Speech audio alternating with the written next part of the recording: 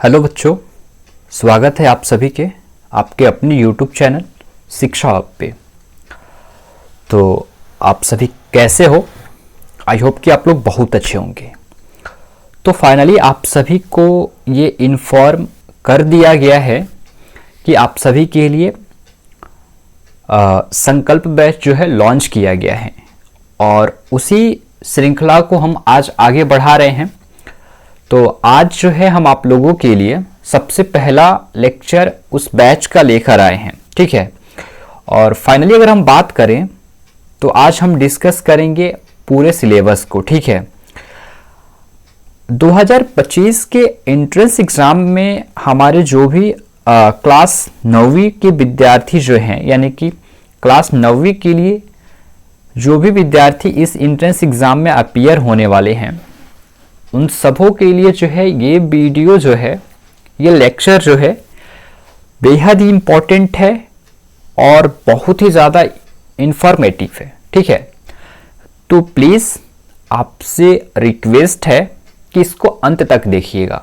अगर आप हमारे साथ जुड़ रहे हैं और हमारे साथ आगे 3 महीने तक कंटिन्यू मेरे साथ चलने वाले हैं और प्लस जब तक सिलेक्शन ना हो तब तक चलने वाले हैं, ठीक है, तो मैं उम्मीद करूंगा कि आप मेरा एक एक कहा हुआ बात मानेंगे, ठीक है, और मेरे बताए हुए रास्ते पे चलेंगे। तो मैं कहूंगा कि इससे पहले अंत तक देखिएगा। मैं गारंटी लेता हूं कि यहां पे मैं आपका 1 मिनट भी टाइम वेस्ट नहीं करूंगा, राइट। 1 मिनट टाइम भी आपका बर्बाद नहीं करूंगा। आपके एक एक मिनट टाइम का इंपॉर्टेंस मुझे है, क्योंकि मैं भी एक विद्यार्थी हूं, ठीक है। तो स्टूडेंट के लिए एक जो टाइम है उसे मैं अच्छे से समझ रहा हूं कि टाइम का क्या इंपॉर्टेंस है, क्या रोल है, राइट। तो प्लीज आप देखना, ठीक है। बाकी चलो हम कंटिन्यू करते हैं सेशन को और आगे की चीजों को डिस्कस करेंगे। सबसे पहले अगर हम बात करें तो यहाँ पे हम पूरे डिटेल सिलेबस को डिस्कस करने वाले हैं, राइट। फिर आपका जो न्यू एग्जाम पैटर्न है उसको डिस्कस करेंगे और आप क्लास 9th में एडमिशन लेंगे तो क्या CHS ने कुछ एलिजिबिलिटी रिक्वायरमेंट रखी है, उस एलिजिबिलिटी रिक्वायरमेंट के ऊपर भी हम डिस्कस करेंगे कि क्या है एलिजिबिलिटी आपके लिए, ठीक है। तो फाइनली स्टार्ट करते हैं। अगर वीडियोस अच्छी लगेगी तो लाइक कर देना और चैनल पे पहली बार विजिट किए हो तो चैनल को सब्सक्राइब करके रख लेना, ठीक है। और हाँ, एक और बात, अपने दोस्तों में शेयर कर देना ताकि उन्हें भी ये सारी चीजों की लाभ मिल सके।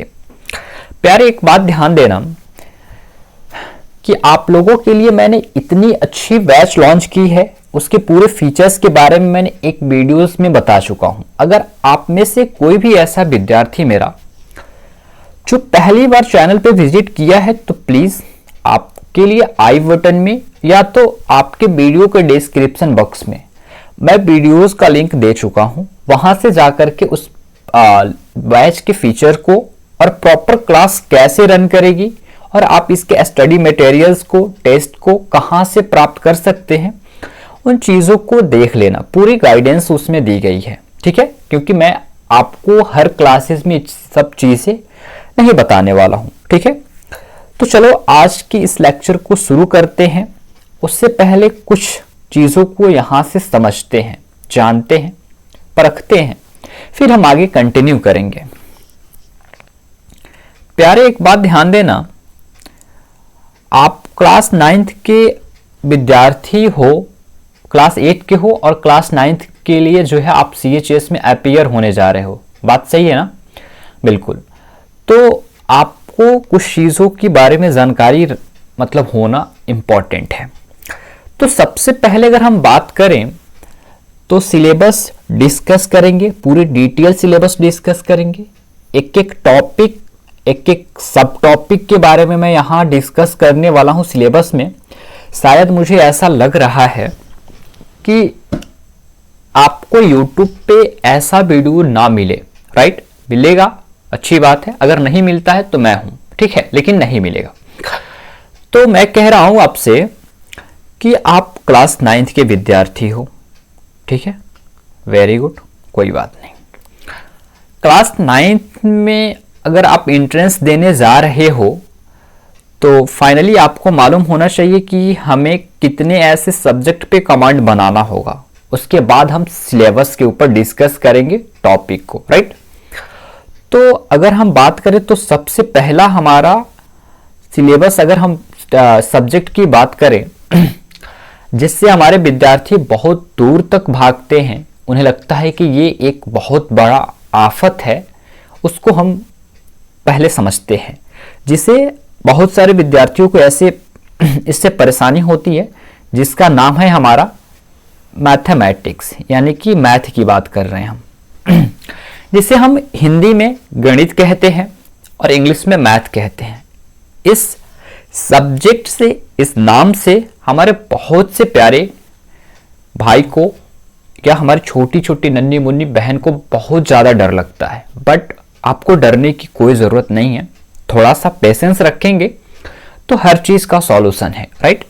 फिर अगर हम बात करें तो नेक्स्ट हमारा जो सब्जेक्ट हम डिस्कस करने वाले हैं जिस पे, वह है हमारा सोशल साइंस, यानी कि S for social, S for science, ठीक है, शॉर्ट फॉर्म का नाम यूज कर रहा हूं, राइट।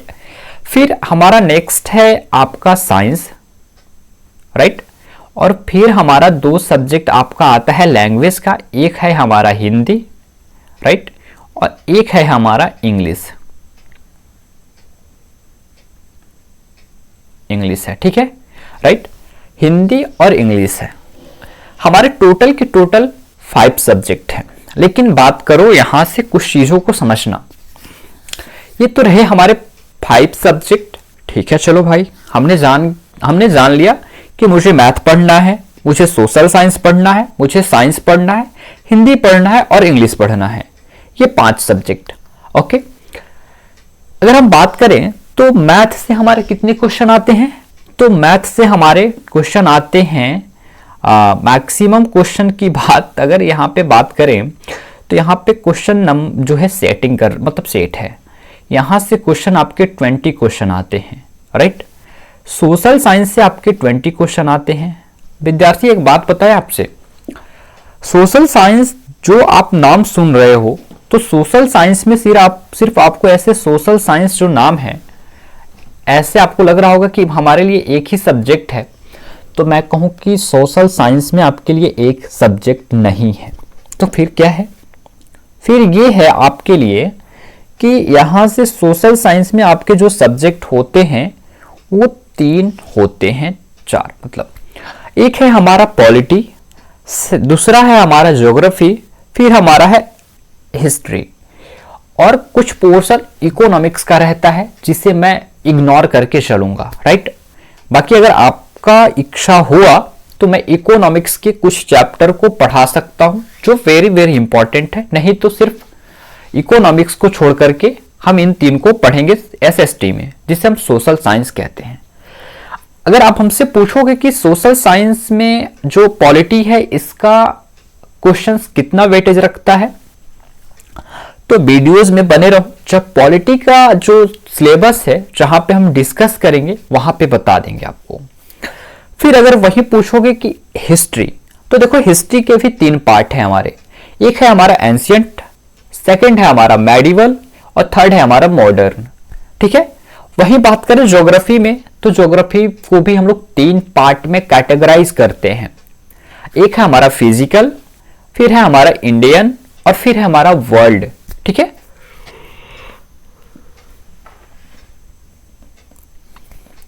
मानचित्र भी कहा जा सकता है, लेकिन आपसे मैपिंग का क्वेश्चन नहीं आएगा, राइट।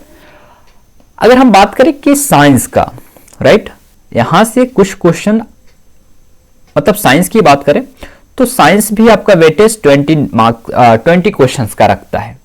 कितने क्वेश्चंस का? 20 क्वेश्चंस का आपका साइंस भी वेटेज रखता है, राइट।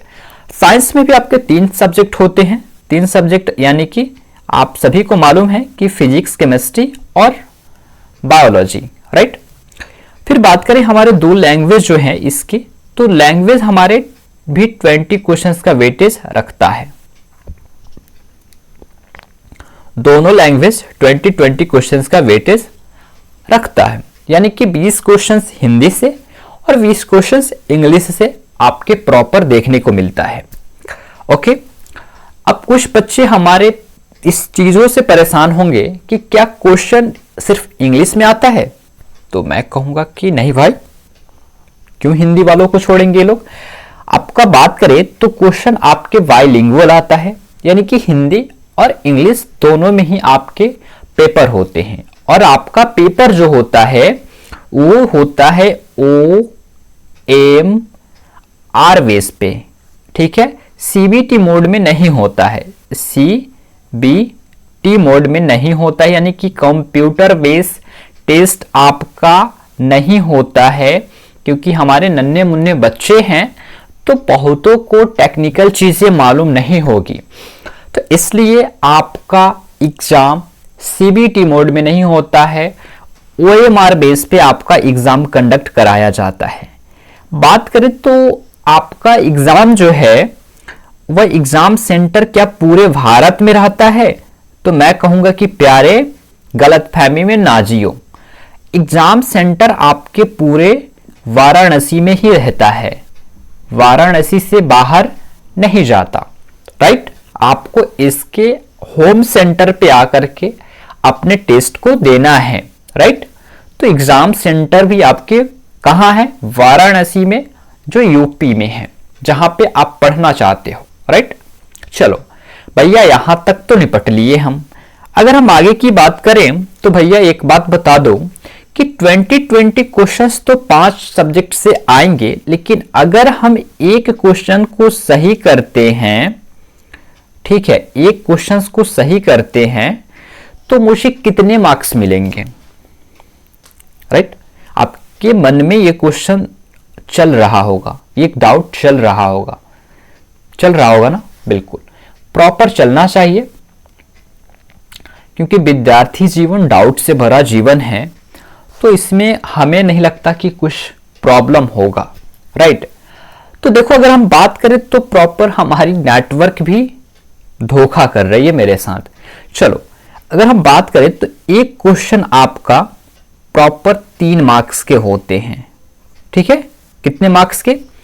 एक क्वेश्चन आपके प्रॉपर 3 मार्क्स के होते हैं, यानी कि अगर 100 क्वेश्चन आएंगे आपके टोटल, और 100 क्वेश्चन में अगर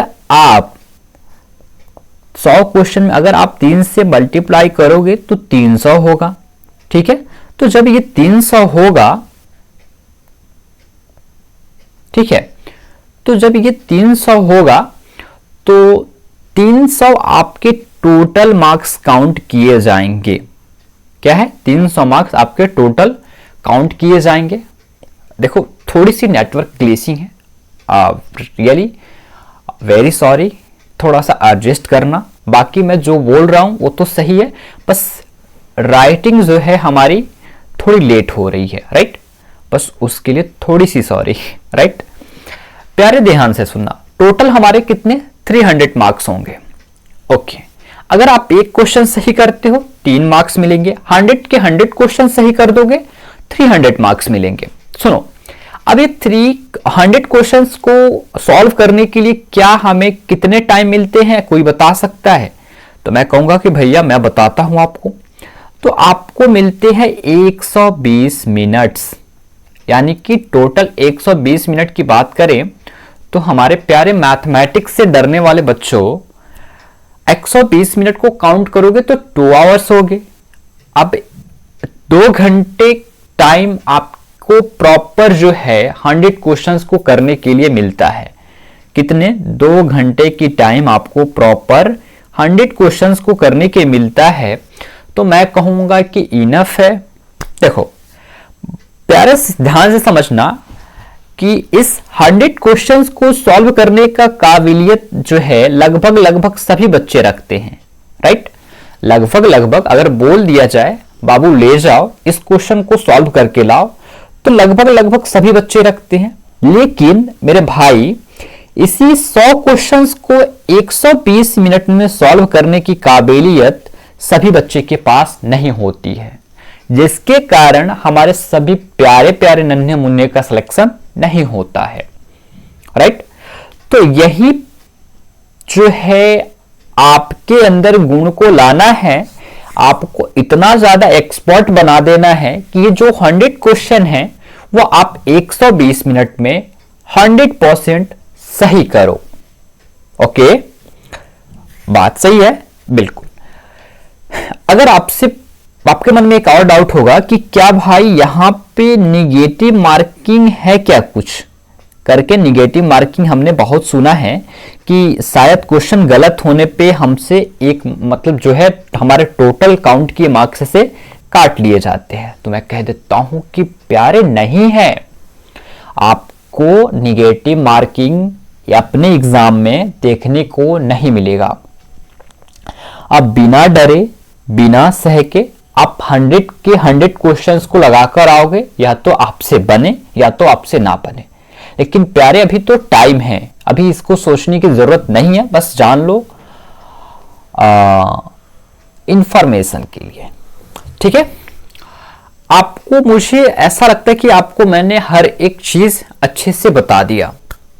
अब अच्छे से बता दिया तो हम चलते हैं अब सिलेबस के ऊपर, यानी कि बात करें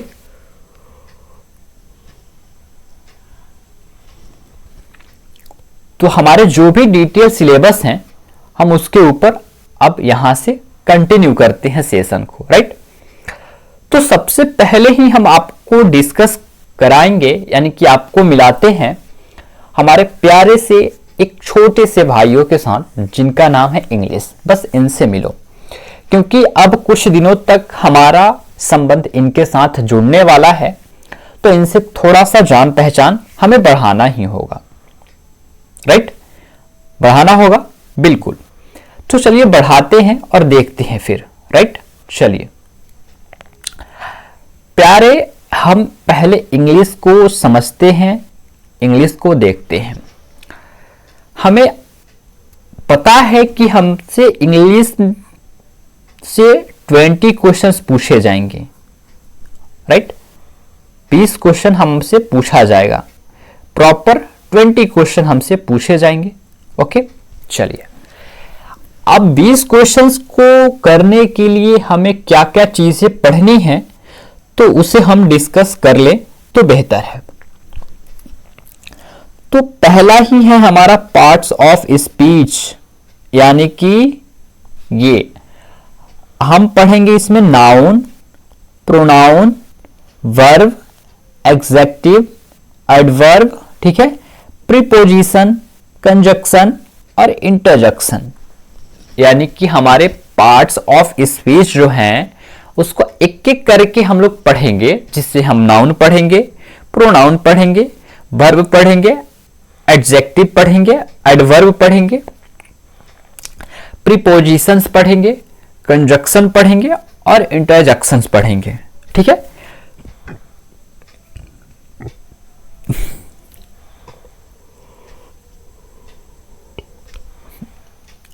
आप इसे प्रॉपर नोट करो या तो स्क्रीनशॉट ले लो, क्योंकि बेहद ही इंपॉर्टेंट है।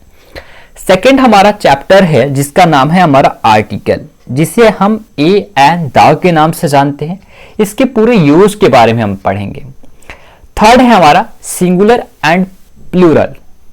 अब ये सिंगुलर और प्लूरल से क्वेश्चंस कैसे पूछे जाते हैं, अगर इसकी जानकारी लेनी है तो आप या तो PYQ देख लो या इंतजार करो जब मैं आपको टॉपिक पढ़ाऊंगा, तो वहां से उस टॉपिक से रिलेटेड हम जब PYQ दिखाएंगे कॉन्सेप्ट को क्लियर करने के बाद, तो आपको समझ में आएगा कि मैं जो कह रहा था वो सच में सही कह रहा था, राइट। फिर हमारा क्वेश्चन बनता है जेंडर से, ठीक है, जेंडर से। फिर हम पढ़ेंगे एनिमल्स, ठीक है, ठीक है। फिर हम पढ़ेंगे आपका वर्ब पढ़ेंगे, फिर आपका प्रीपोजिशंस पढ़ेंगे, ठीक है। फिर आपका फिगर ऑफ स्पीच पढ़ेंगे, फिर सेंटेंस पढ़ेंगे और फिर पढ़ेंगे कन्वर्सेशन ऑफ सेंटेंस, राइट। तो ये टोटल 10 टॉपिक जो है आपको डिस्कस करना है इंग्लिश में। बस इतना ही नहीं, अभी कुछ और है जिसे आपको डिस्कस करना है इंग्लिश में। 10 टॉपिक्स और है।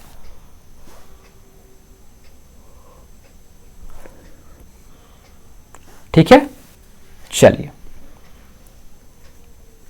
अब हमारा अगला है 11 नंबर जो टॉपिक है हमारा है टेंस। टेंस को डिस्कस करना है जो कि इंपॉर्टेंट है, राइट। फिर आता है आपका एक्टिव एंड पैसिव वॉइस, ठीक है, जिसे डिस्कस करना होगा। फिर आपका आता है डायरेक्ट और इनडायरेक्ट स्पीच, ठीक है।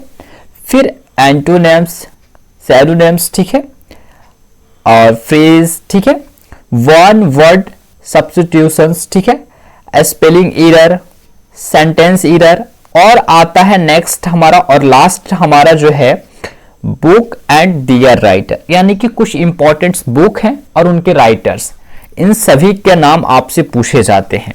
और इन सभी का नाम जो है मतलब जो भी इंपॉर्टेंट बुक्स हैं, जो भी इंपॉर्टेंट आपके राइटर हैं, उनके बारे में पूछा जाएगा। तो मतलब जो या तो आपका बुक का नाम दे दिया जाएगा तो राइटर का नाम पूछा जाएगा आपसे, या तो राइटर का नाम दिया जाएगा तो बुक का नाम आपसे पूछा जाएगा यहां से, ठीक है, बाकी कुछ नहीं है।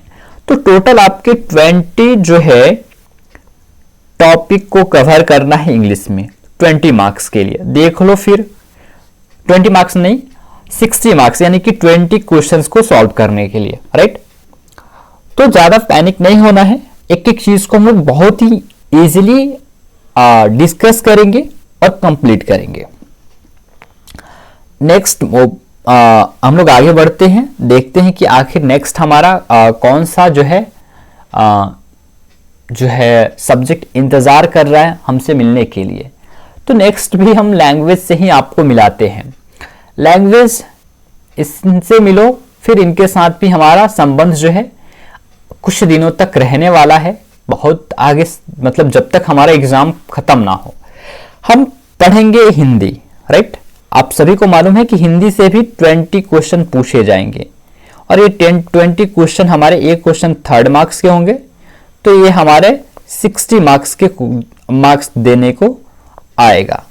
अब देखो कुछ पहले हम पढ़ेंगे हिंदी में भाषा और व्याकरण क्या है, राइट।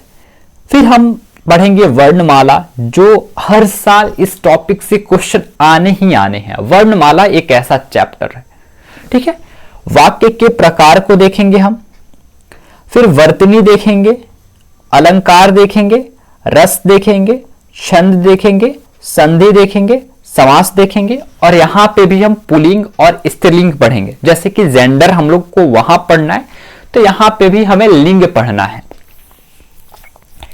अब देखो बहुतों को मालूम नहीं होगा कि ये अलंकार क्या होता है, ये रस क्या होता है, छंद क्या होता है। भैया आपको मालूम नहीं है तो आपका बड़ा भाई यहाँ पे बैठा है, बस थोड़ा सा धैर्य तो रखो, थोड़ा सा पेशेंस तो रखो कम से कम, तब तो जान पाओगे, तब तो समझ पाओगे ना चीजों को, ठीक है। तो मैं बताऊंगा, यहां तो हम लोग सिलेबस डिस्कस कर रहे हैं ना, तो सिलेबस के जगह पे अगर टॉपिक डिस्कस करने लगा जाए तो ये कितना मतलब गलत बात है।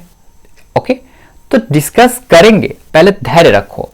फिर हमारा है विलोम शब्द, राइट। फिर हम पढ़ेंगे पर्यायवाची शब्द, फिर उपसर्ग और प्रत्यय को देखेंगे, फिर अनेकार्थी शब्द को देखेंगे, वाक्य के लिए एक शब्द, ठीक है। फिर शब्द को पढ़ेंगे, मुहावरा या लोकोक्तियां, सरल हिंदी साहित्य और रचना रचनाकार यहां पे भी है, और एक लास्ट में मिसलेनियस, जिसे हिंदी में विविध कहते हैं। प्यारे एक बात ध्यान देना, जो लैंग्वेज का पेपर है, आप सभी जानते हो कि आपका पेपर बाइलिंगुअल होने वाला है, लेकिन ये जो लैंग्वेज का पेपर है, जिस लैंग्वेज का पेपर होगा प्रॉपर उसी लैंग्वेज में आपको देखने को मिलेगा। यानी कि हिंदी का पेपर, सॉरी, हिंदी जो लैंग्वेज सब्जेक्ट है ये सिर्फ हिंदी लैंग्वेज में देखने को मिलेगा,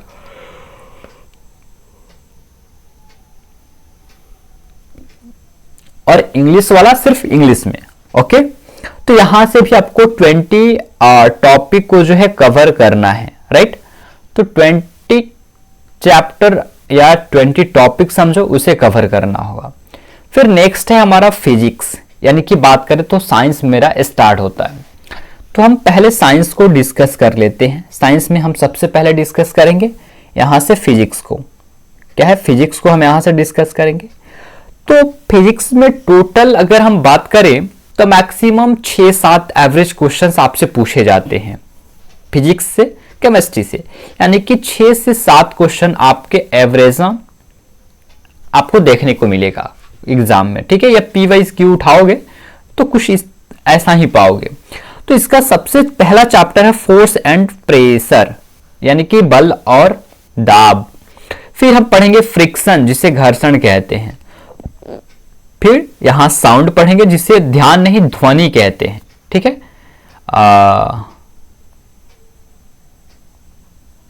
ध्वनि, ठीक है।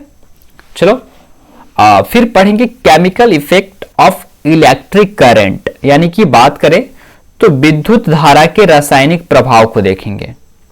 फिर सम नेचुरल फिनोमिना, ठीक है, यानी कि कुछ प्राकृतिक परिघटनाएं।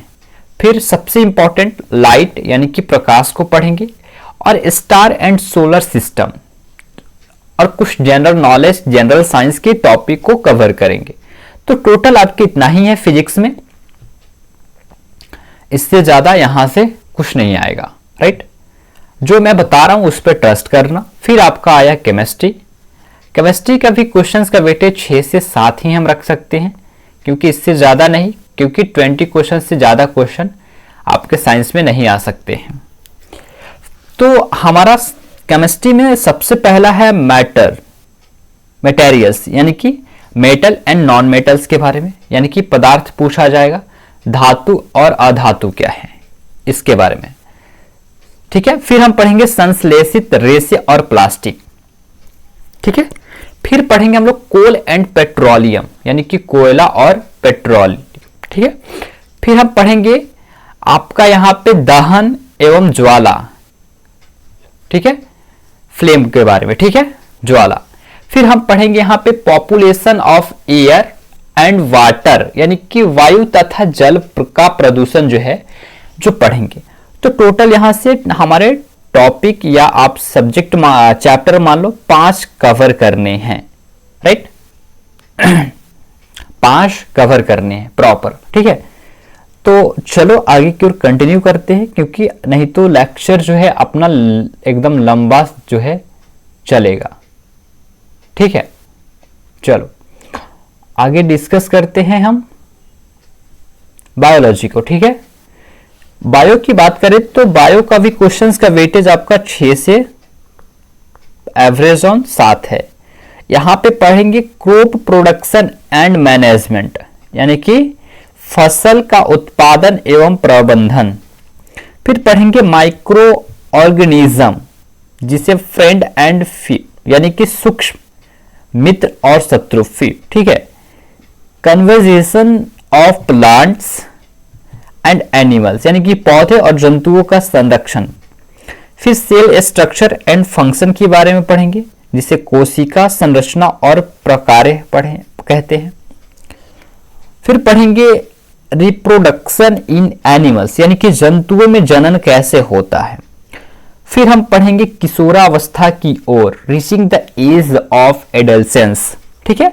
तो टोटल 6 टॉपिक यहां से हम लोग कवर करने वाले हैं, ठीक है। बाकी हम अच्छे से आपको पूरे की पूरे सब्जेक्ट को कवर कराएंगे। अब आगे हम देखते हैं, हमारा है मैथमेटिक्स, राइट। क्या है हमारा मैथमेटिक्स। मैथमेटिक्स बेहद ही इंपॉर्टेंट है और लेंदी सब्जेक्ट है, और टाइम भी मांगता है आपसे। ये आपसे क्या मांगता है, टाइम, तब जाकर के ये आपके हाथ लगता है, ठीक है।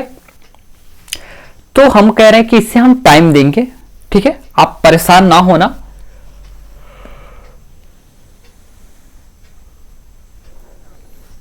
अगर आपको मैथ से डर लगता है तो आप 20 क्वेश्चंस को भूल जाना, 20 क्वेश्चंस को भूल सकते हो, ठीक है।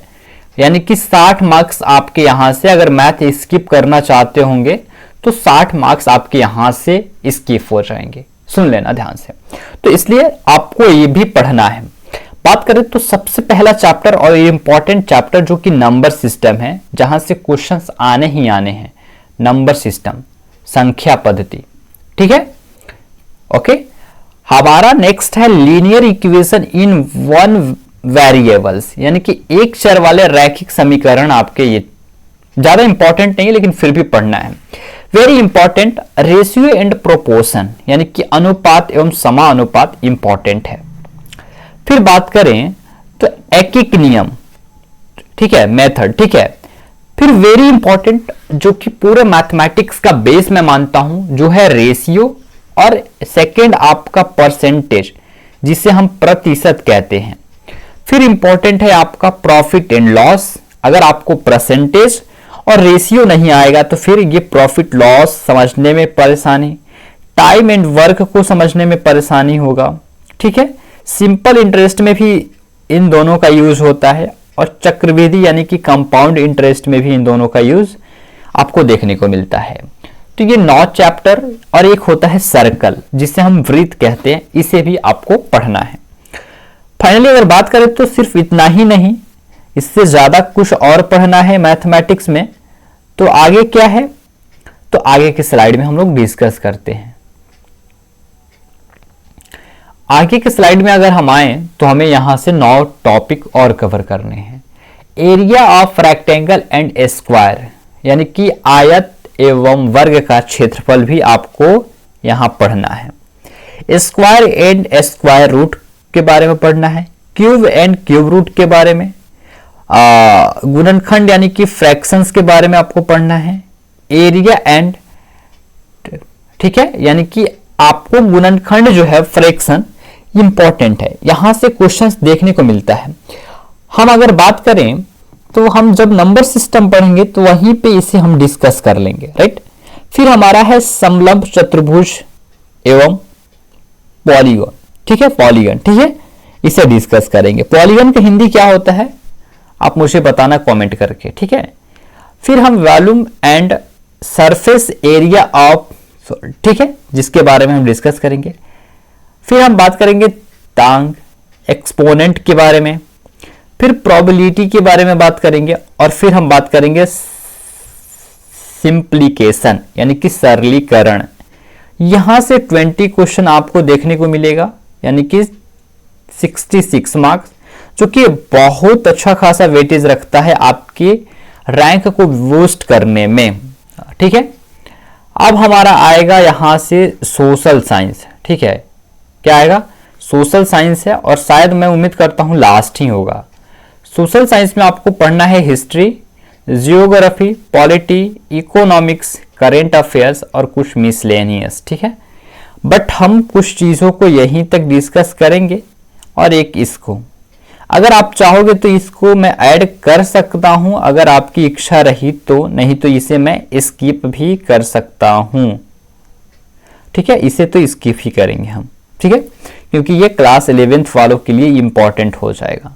इकोनॉमिक्स क्लास 11th वालों के लिए बहुत ही ज़्यादा इंपॉर्टेंट है। तो चलिए पहले एक एक करके चीज़ों को डिस्कस करते हैं। हम डिस्कस करते हैं सबसे पहले इतिहास को, हिस्ट्री। इतिहास में हम देखेंगे कब, कैसे, यानी इतिहास में हम सबसे पहले मॉडर्न हिस्ट्री को देखते हैं, ठीक है, यानी कि कैसे, कब और कहां को देखेंगे, ठीक है। तारीखें कितनी महत्वपूर्ण है।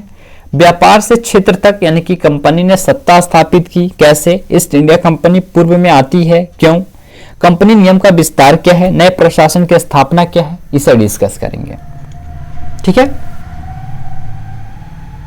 चलो, छोटे छोटे टॉपिक हैं, अच्छे से देखना।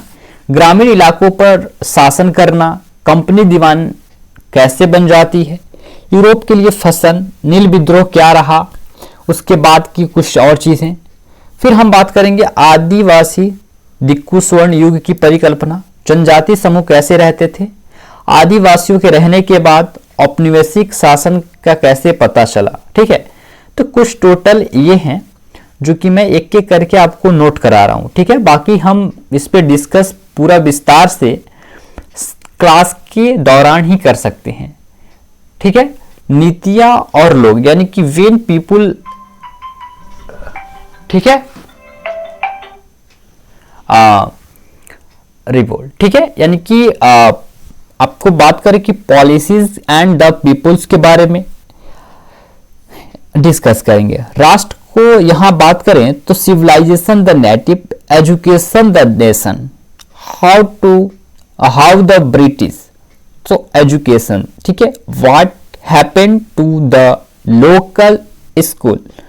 तो बहुत सारी चीज है जो कि यहाँ पे आपको डिस्कस करना है, और ये पूरे के पूरे एनसीईआरटी के जो है पार्ट हैं जो हम लोग डिस्कस करेंगे अपने सिलेबस में, ठीक है, क्लासेस के दौरान। महिला जाति और सुधार परिवर्तन की दिशा में कार्य करना, तो ये कुछ आपके मॉडर्न हिस्ट्री का पार्ट रहा। हम बात कर रहे हैं अब मेडिवल हिस्ट्री, मॉडर्न हिस्ट्री में कुछ उतना ही पढ़ना है। मुसलमानों पर आक्रमण, मोहम्मद बिन कासिम, जिसमें गजनी मोहम्मद गोरी और ट्रेनों की लड़ाई, तो ये सब चीज हम लोग पढ़ेंगे। दिल्ली सल्तनत जो है इसे पढ़ेंगे, जो गुलाम वंश रहा, खिलजी वंश रहा, तुगलक वंश रहा, लोदी वंश रहा। तो इस पूरे के पूरे डायनेस्टी को हम लोग अच्छे से कवर करेंगे एक एक चैप्टर के थ्रू। फिर अगर वहीं आगे हम बात करें तो हम बात करते हैं मुगल साम्राज्य और मराठा के बारे में। मुगल साम्राज्य और मराठा की बात करें जिसमें हम इसके शासकों के बारे में बात करेंगे, प्रशासन के बारे में, साहित्य और कला की गिरावट के बारे में बात करेंगे।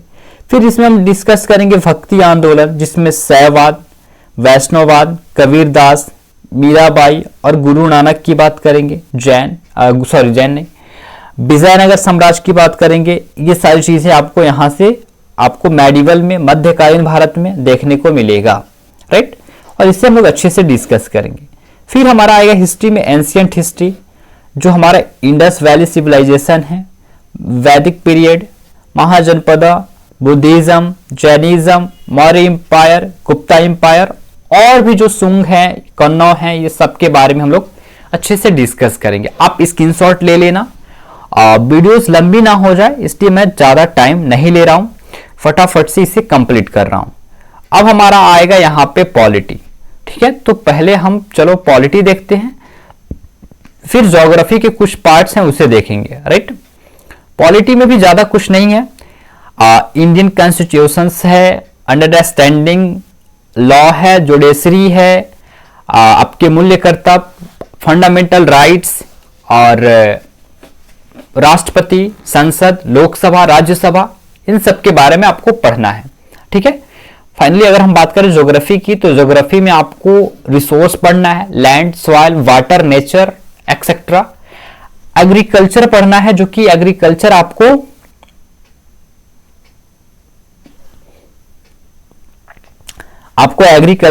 आपको इकोनॉमिक्स में भी देखने को मिलता है, इंडस्ट्री भी देखने को मिलता है। ह्यूमन रिसोर्स के बारे में पढ़ेंगे। ह्यूमन रिसोर्स में distribution of peoples, density of populations, distribution of population, affecting distribution of the population change, ठीक है। तो इन सब चीजों के बारे में डिस्कस करना है, जो कि पूरे के पूरे एनसीईआरटी चैप्टर हैं, आपको ध्यान में ये चीजें रखनी है, ठीक है। एनसीईआरटी फॉलो करना है बुक के तौर पे। फिर बात करें ज्योग्राफी में, वर्ल्ड ज्योग्राफी, जिसमें solar system, earth, it's moments पढ़ना है, लैटिट्यूड एंड लॉन्गिट्यूड पढ़ना है, टाइप ऑफ वाइंड्स पढ़ना है, और इसमें भी कुछ और चैप्टर जो हैं उसे हम लोग यहाँ ऐड करेंगे और पढ़ेंगे, जो बल्कि मुख्य रूप से अभी नया पैटर्न पे यही चल रहा है। इंडियन ज्योग्राफी की बात करें तो basic of India, physical features पढ़ेंगे, और इंडियन रिवर्स के बारे में या लेक वॉक के बारे में हम पूरे के पूरे डिस्कस करने वाले हैं। तो प्रॉपर अगर हम बात करें तो हम आपको बता दें कि पूरा का पूरा सिलेबस जो रहा क्लास 9th का प्रॉपर यही रहा। इससे ज्यादा क्लास 9th में आपको कुछ नहीं पढ़ना है। अगर इतना कवर कर लेते हैं तो सिलेक्शन की गारंटी मुझे है। अगर वही बात है 2 आवर्स में अगर आप 100 क्वेश्चंस को करने की और 90 क्वेश्चन इसमें 100% सही करने की कैपेबिलिटी रखते हैं तो CHS आपका स्वागत करता है। नहीं तो फिर आपको यहां से स्किप ले लेना चाहिए। टाइम वेस्ट करने की कोई नीड नहीं है, कोई जरूरत नहीं है, ठीक है। तो फाइनली मैं उम्मीद करता हूं कि आप लोगों को ये वीडियोस बहुत अच्छी सी पसंद आई होगी और आप लोगों ने बहुत ज्यादा पसंद भी किया होगा, ठीक है। ओके, आपने बहुत ज्यादा पसंद भी किया होगा, किया। तो चलिए, मुझे उम्मीद है कि आज के लिए मैं इतना ही रहने दूं। फिर हम लोग मिलेंगे नेक्स्ट लेक्चर पे और नए टॉपिक के साथ, ठीक है। बाकी हम क्लास के दौरान आप मुझे बता देना कि आप कौन से टॉप सब्जेक्ट को स्टार्ट कराना चाहते हो, कौन से सब्जेक्ट में स्टार्ट करूं। तो चलो मुझे कमेंट करके मुझे जरूर सजेस्ट करना। बाकी आज के लिए इतना ही, फिर मिलते हैं हम लोग नेक्स्ट लेक्चर में अपने नए टॉपिक के साथ। तब तक के लिए आप सभी को thank you and Jai Hind, bye bye and love you dear student.